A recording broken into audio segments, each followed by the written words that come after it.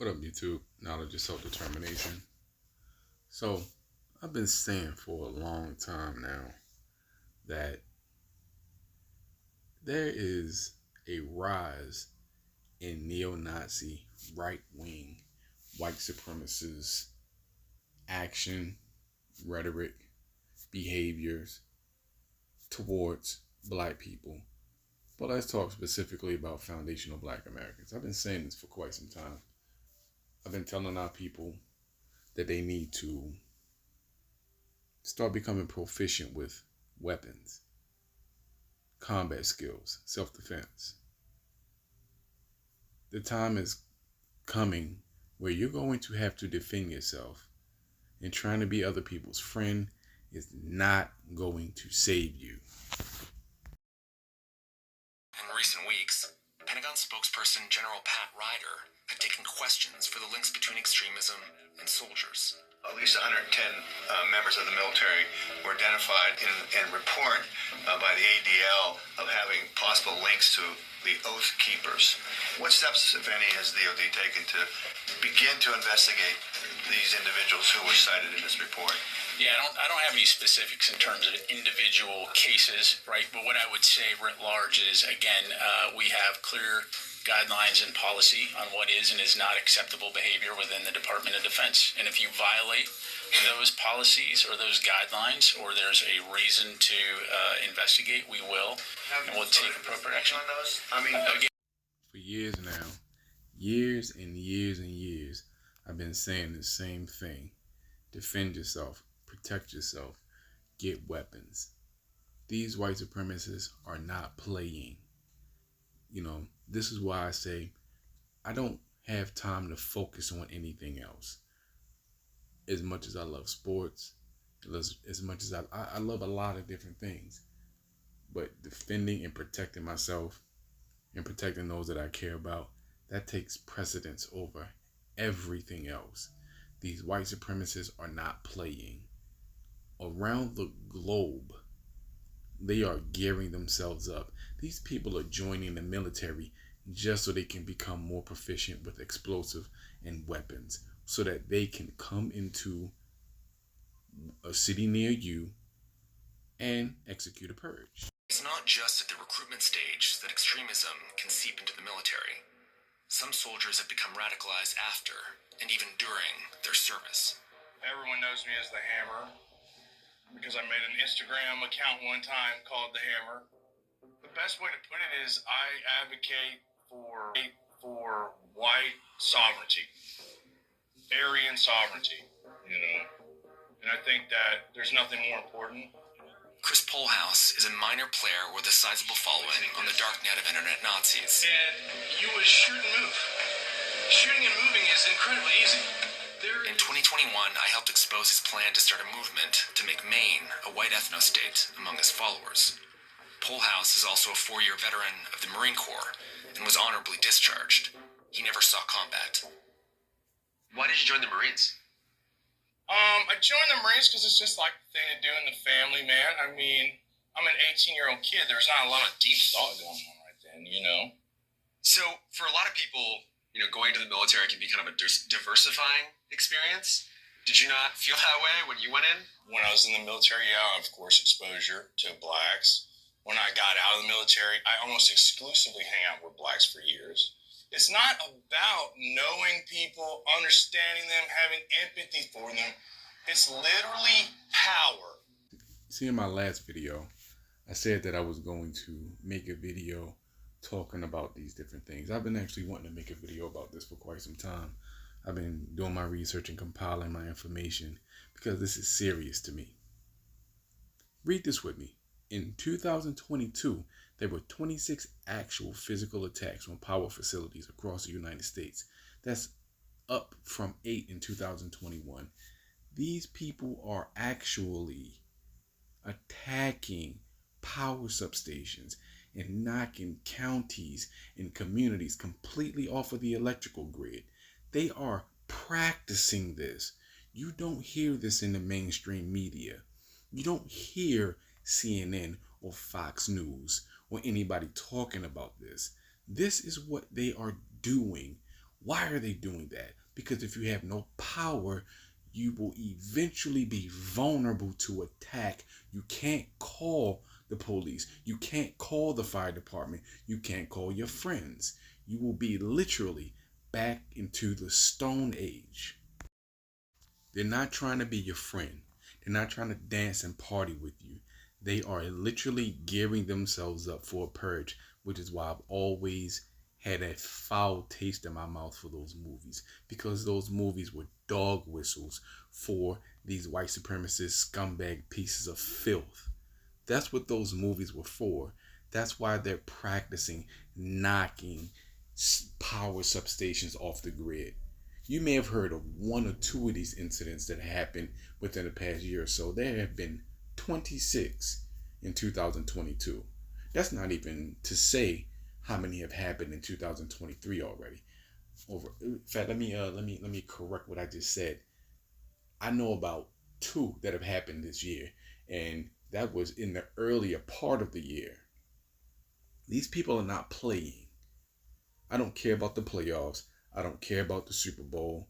Look, I don't give a shit about any of that right now. When you have white supremacists out here trying to knock you off of the power grid so they can come and slaughter your ass in the darkness, who gives a fuck about 3-pointers?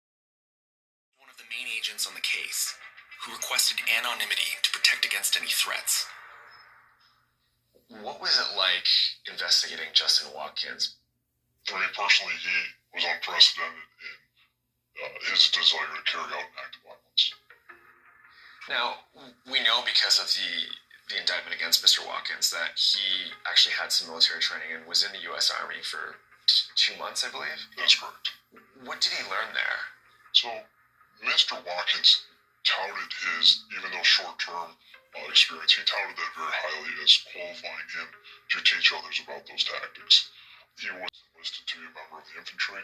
From that, he has said that he learned maneuvers for both advancing to conduct attacks as well as evading responding counterparts. When you encounter these types of individuals that are involved in violent extremism that have military backgrounds, is that an added level of threat? Most definitely. What we do is we have to assess, first of all, what level of training did that individual receive in the military? How long were they in the military? Did they have combat deployments? In addition to the training itself those individuals receive, they've had the ability to experience different surroundings. From those experiences, they may be more adept at maintaining a level of calmness during stressful situations, such as if someone wants to conduct an attack or engage in a level of violence. They've seen and experienced those things before. We take all that into consideration in planning and preparation for arrests or search warrants for the level of violence that that person has the skill set to carry out. The special agent got me thinking, if the FBI is this worried about extremists who've had military experience and training, then what exactly is the Pentagon doing to prevent them from being recruited in the first place? After the stand down, the DoD implemented what it called critical initial steps to combat extremism. Among some of the new policies, tattoos would boot you from the service if they're gang or extremist related. Also, tweeting or liking posts advocating for insurrection and the overthrow of the U.S. government are now prohibited activities.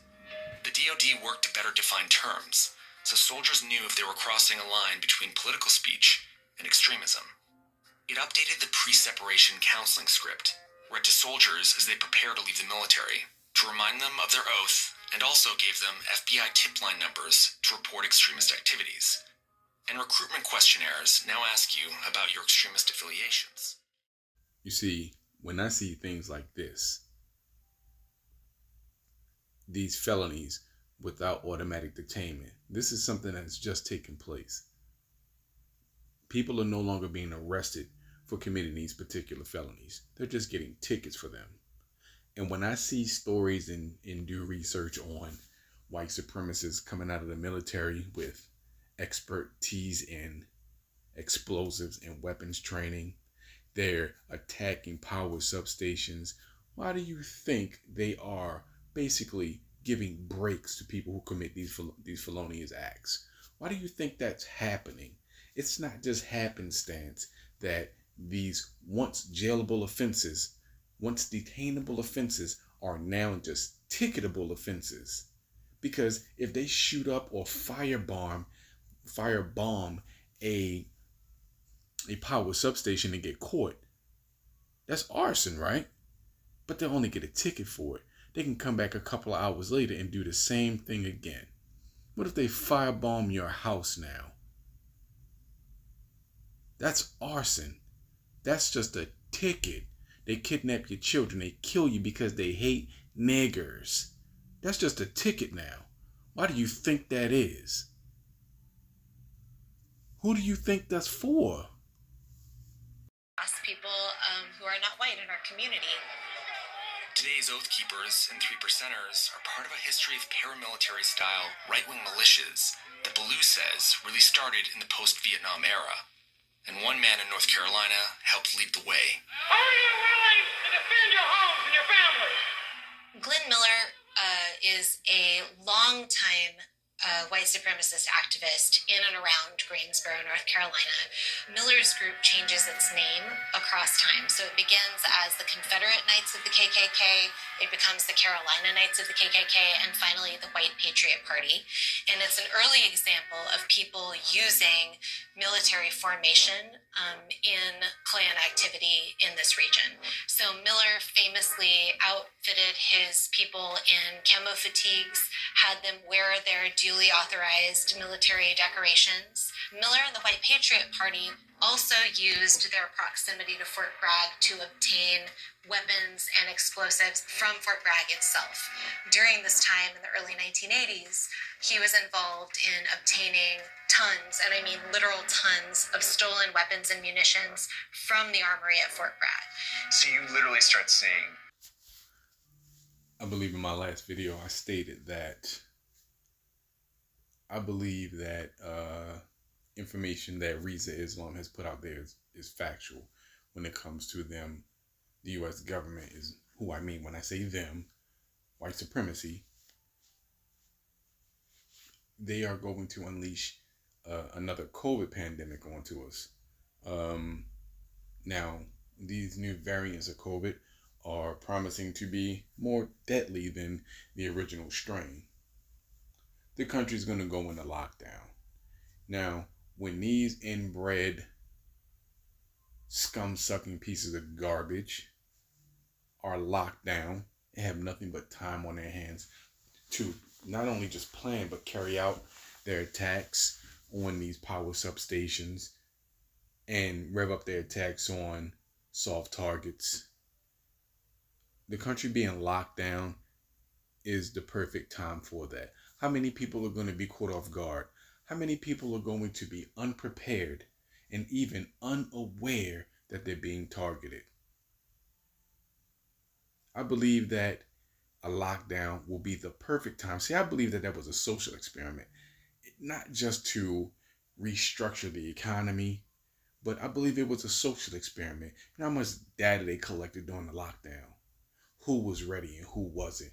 How many people were basically complete straight fucked up in the game? People were partying. People weren't really taking a lot of this stuff seriously. There are too many of us following behind. I just gotta say it, following behind what white people are doing. Now, there are tons of illegal aliens coming into the country who have white supremacist ideology. We know Asians do, and they're crossing the border at an outstanding rate of 900% higher than what they were before. Tens of thousands of illegal aliens, Latino aliens, are coming across the border. What, on a daily, weekly basis? We got Ukrainian immigrants coming over. We have Afghani immigrants coming over or already here, or whatever the fuck the case is with them. We are being surrounded by enemies from people who come from anti-black, honorary white supremacist nations, cultures, ideologies. Yeah, and now I don't care what the white supremacists do to them. because they want to be with the white supremacists doing these things to us. So who cares about that? But I'm talking about my people, foundational Black Americans. And if you are, how do you say, someone who is down for us, then I'm including you in this too. I hope what I'm saying is wrong. I hope that what I see getting ready to happen doesn't happen. I hope I'm wrong. More than anything, I would want my kids to have to live through something like this, or even experience it, period. I don't want them to have to. I hope I'm wrong. I just don't believe that I am. What are you going to do if they start hitting power grids up in the wintertime, the dead of winter? It's cold. You can't get to the market because the market closed at 5 or 6 o'clock that evening because of the COVID pandemic. You probably don't have any food, and even if you do, you now have no electricity, which means you don't have hot water, which could mean a lot of things. And let's not honestly think that they won't actually attack some of the utility facilities also, not just the electrical grid, but I mean power substations are in the community. You know how easy it is to firebomb a power substation? It's not that complicated. And they know this. They want anarchy. But what if they hit up the reservoirs and hit up the water treatment facilities, and knock your water off the grid? What happens then? Now, attacking the gas company might be a little bit hard to do. But let's not forget, we live in a system of white supremacy. How many white supremacists work for these companies, these utility places? Let's not forget that. See, another pandemic is going to be the call to action for these people. Like you saw, accelerationism is the one thing that's binding these jackasses together. They want the chaos. They want the anarchy. They want it so bad that they are literally willing to plot, scheme, and plan to make it come into fruition. And they're going to catch you when you're most off guard. Our Black women out here are claiming that they have the energy of a man and they don't need a man's protection. And I got to tell you, with what I'm seeing these white supremacists gearing themselves up to do, and the ass whippings Black women have been taking because they don't need a man to cover them, and they think all they got to do is manifest a man's energy that somehow, look, it's a fucking fantasy. And I know people, white supremacy shouldn't be based on how you dress, or whether you got your pants sagging off your ass or not. But I'm going to say this. If your pants are sagging off your ass, you ain't ready to run and fucking fight. If your pants are around your knees or close to them, who the fuck are you fighting when you can't even take a proper stance and get the right leverage that you need to actually throw proper punches or kicks if you're trained in that area? Are you fucking kidding me? Stop being stupid. These people are not playing. I'm not calling for no biblical revelations, end time nonsense and none of that. And I'm not trying to, take a dump on anybody's belief system. But listen, you can pray all you want. Prayer isn't going to stop a bullet from tearing through your ass. A prayer isn't going to stop some white supremacist from kicking your front door open and doing God knows what to you and your family. A prayer isn't going to stop that. A prayer didn't stop Dylan Ruth, and he did that shit in a fucking church. And if you say, oh, this last attack, oh, well, prayer stopped him. No, it didn't. These people were the church was just at capacity and they locked the doors because nobody else could literally get in. There wasn't a fucking prayer. A prayer didn't save the little black girls in, what was it, Alabama, Mississippi, pardon me for getting the city wrong. Prayer didn't save those little girls from being burnt alive in that church. Prayers didn't stop that. You know what stops white supremacist insurrection? You putting a bullet in their ass. People will say, oh, you're not supposed to advocate for violence. The people who are the most violent on the planet tell you and punk you into telling you that you can't advocate for violence. But all the fuck they know is violence. You know what I advocate for? Self-defense. I advocate for protecting myself. I advocate for keeping my guns clean. I advocate for making sure I'm stocked up on ammunition. I advocate to make sure that I have a battering ram jab and a lightning right cross. So when I come across you, I can stun your ass and break your teeth off with a punch or two. That's what I advocate for. The rest of you soft shoe motherfuckers can sit up here talking about you don't advocate for violence. I advocate for doing what I need to do by any means necessary when these fucktards come knocking you off the power grid. So do you understand? I don't know if you guys have ever been in a blackout before, but when the lights go out, they fucking go out.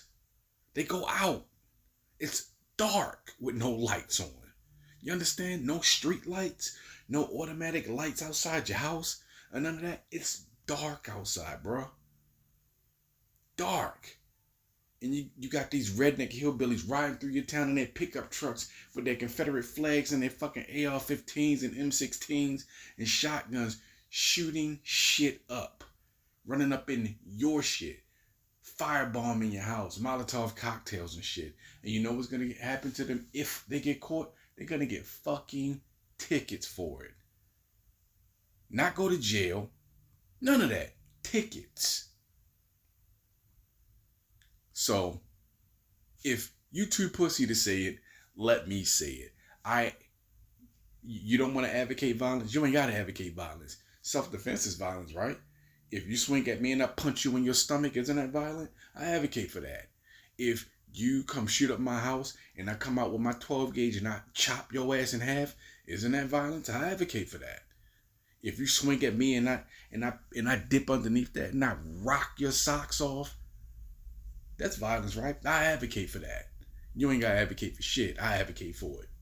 I advocate for doing what I need to do to keep these cave demons in their place. I really do hope that I am wrong. I hope that Reeza's wrong about this, the COVID virus making a comeback in the country going on lockdown. I really hope I'm wrong about this. I really do. But in the event that I am not, black people, you really need to get your shit together. Seriously. I'm not telling you not to love the things you love, but when all you focus on are those things, are you really prepared for what's coming? When all you can focus on is pulling chicks at the club and, I got a fresh chain and I'm looking icy and, I just got a new pair of Jordan. Bro, if this is what your focus is, I feel sorry for you. I really do feel bad for you if that's what your focus is. Your focus needs to be laser sharp on the enemy, because white supremacy is working 24 hours a day, 7 days a week. They're constantly plotting and planning. They're constantly trying to come up with new ways that they can implement these plans. And wouldn't it just so happen to be their luck that we have a government who is most likely planning on locking the country down to give these assholes just the right amount of time and opportunity they need to carry out these sick, twisted, demented plans that they have. I mean, you don't have to take my word for it.